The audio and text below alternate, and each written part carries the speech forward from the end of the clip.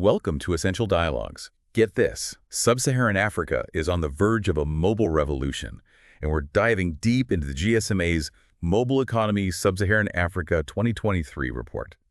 To uncover the trends driving this exciting shift, if you're a tech enthusiast or a business professional, this deep dive is for you.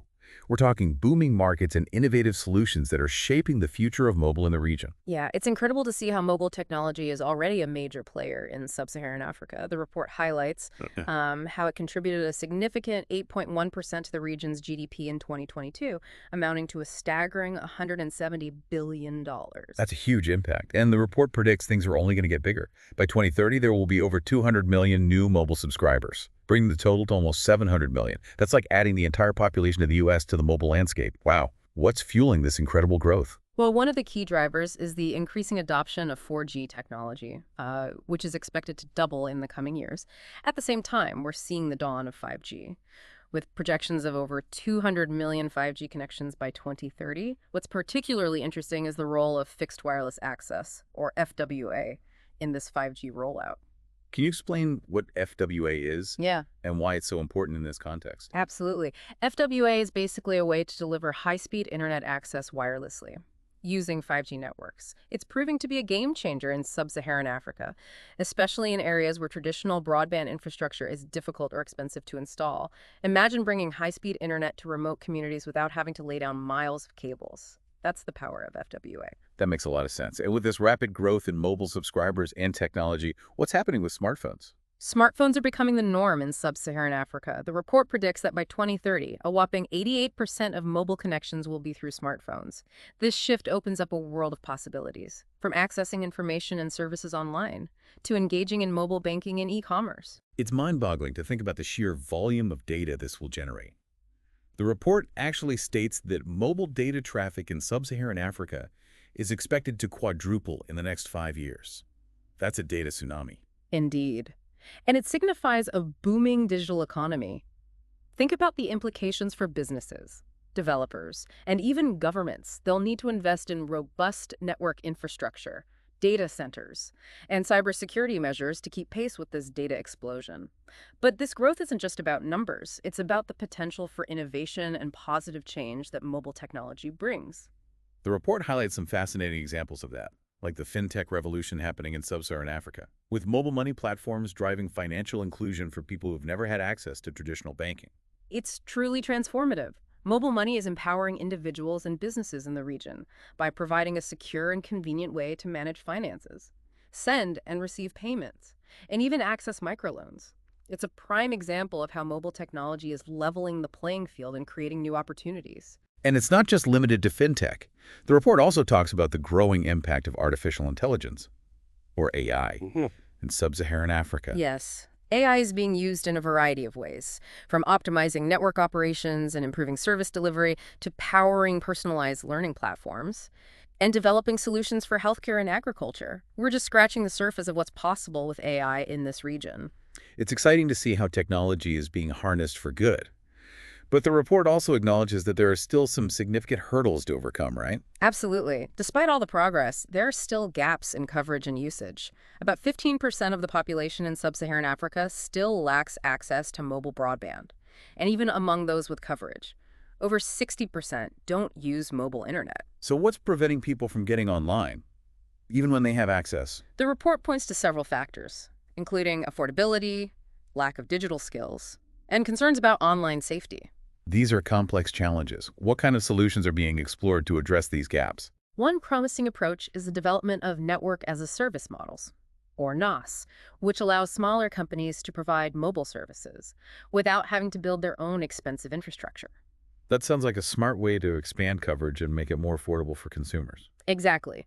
There are also various initiatives aimed at making smartphones more accessible and affordable, as well as programs to promote digital literacy and STEM education. So it's a multi-pronged approach, Yeah. tackling both infrastructure and education. Precisely.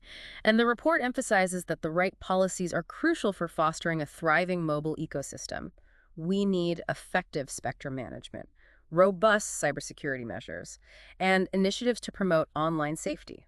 It sounds like governments, Regulators and industry players all have a part to play in ensuring this mobile revolution benefits everyone. Absolutely. And the potential is immense. The report even projects that 5G alone will add nearly $11 billion to the sub-Saharan African economy by 2030. It's clear that Sub-Saharan Africa is not just catching up with the rest of the world.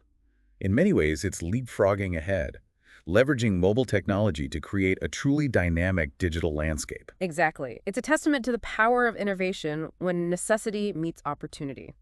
Sub-Saharan Africa is a region to watch, not just for those in the tech industry, but for anyone interested in understanding the future of our increasingly connected world. What's truly remarkable is how this mobile revolution is intertwined with broader socioeconomic development goals, from financial inclusion to education and healthcare. It's a powerful example of how technology can be a catalyst for positive change on a massive scale. And it highlights the importance of understanding the nuances of different regions and recognizing that technological progress isn't a one-size-fits-all proposition. Precisely. Sub-Saharan Africa is charting its own unique path, and the insights from this GSMA report offer a valuable glimpse into the trends, opportunities, and challenges that are shaping this dynamic region. It's been a fascinating exploration of the mobile landscape in Sub-Saharan Africa, a region brimming with potential. We've covered a lot of ground, but there's still so much more to uncover. And that brings us to an interesting aspect highlighted in the report, the circular economy. I'm curious about that. I know it has something to do with making things last longer and reducing waste, but how does that apply to mobile phones? Well, it's all about extending the lifespan of mobile devices and reducing the amount of electronic waste they generate, you see. A typical phone could technically last 4 to 7 years, but people usually replace them much sooner, after about 3 years.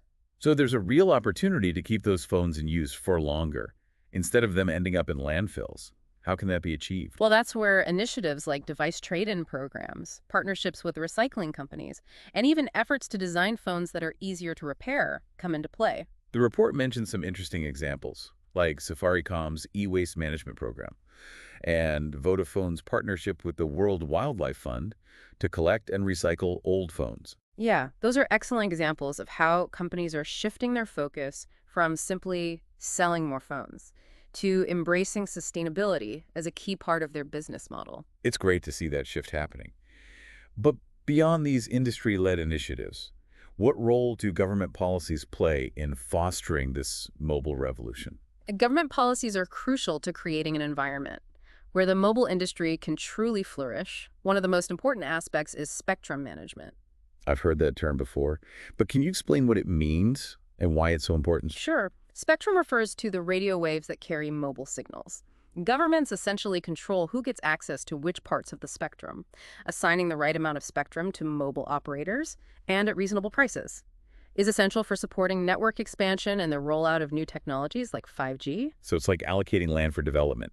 But in the world of wireless communication, and the report specifically mentions the importance of low-band spectrum. Why is that? Well, low-band spectrum is particularly good at traveling long distances and penetrating buildings, making it ideal for extending coverage to rural areas.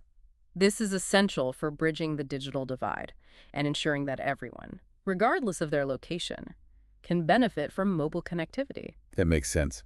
Reaching those underserved communities is key for inclusive growth.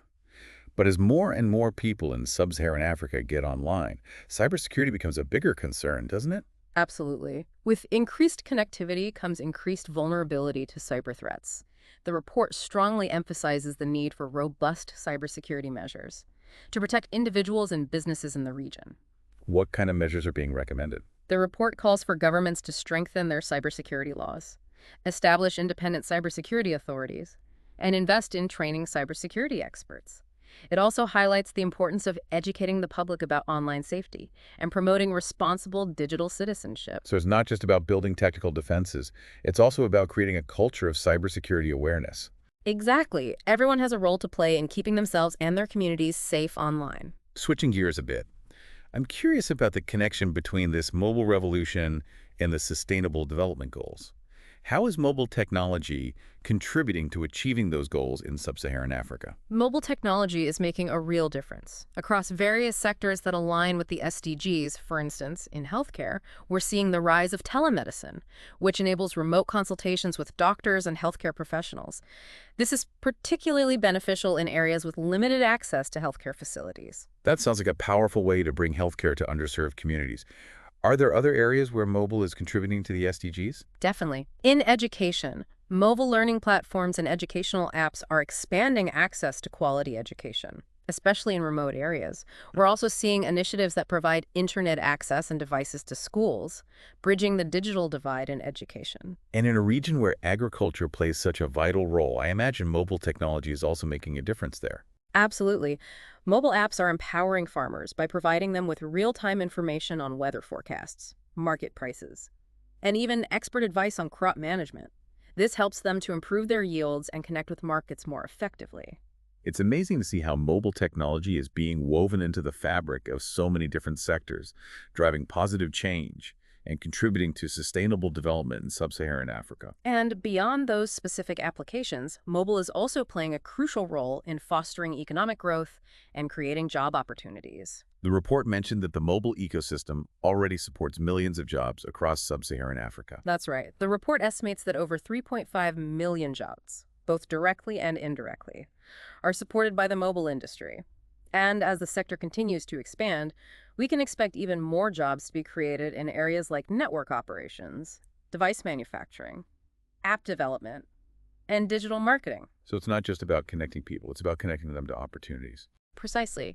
And the GSMA report does a fantastic job of showcasing the breadth and depth of this impact, providing valuable insights for anyone interested in understanding the forces shaping the digital future of Sub-Saharan Africa. It certainly painted a vivid picture for me of a region where mobile is much more than just a technology. It's a force for progress and empowerment. Yeah, and it really drives home the point that mobile technology in Sub-Saharan Africa, it's not just about making calls or browsing the internet. It's a fundamental part of people's lives, their livelihoods, and their futures. And that's precisely why understanding these trends is so crucial.